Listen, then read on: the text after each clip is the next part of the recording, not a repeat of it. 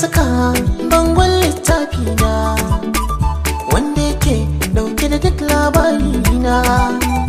Aurenki karshen lissafi na, in na rasa kiran dan an raba babina. Kun ji sai ku shaida, rayuwa na bada,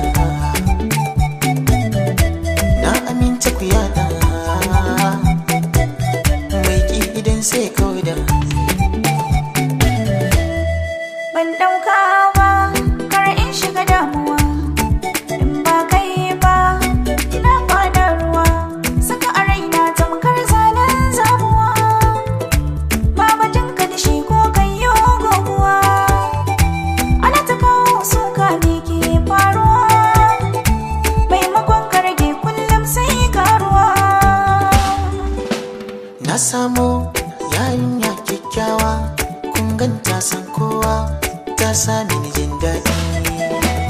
In ta fito kowa na ribibigun, kallon ta yi tarwa, jikinsu suna kauɗi. Oyoyoyo na samu ɗan yaro kyakkyawa, kun gansa san kowa, ya sami ni jin daɗi. In ya fito kowa na rabe bigun, kallon sa yayi tarwa, jikinsu suna kauɗi. Da turanci in zan kira ki dalin tsari na, da larabci ƙurratu aino sanyi na idona, faransanci mona mur shi ne zaɓi na. Kin zarce yadda suke tunani a cikin raina.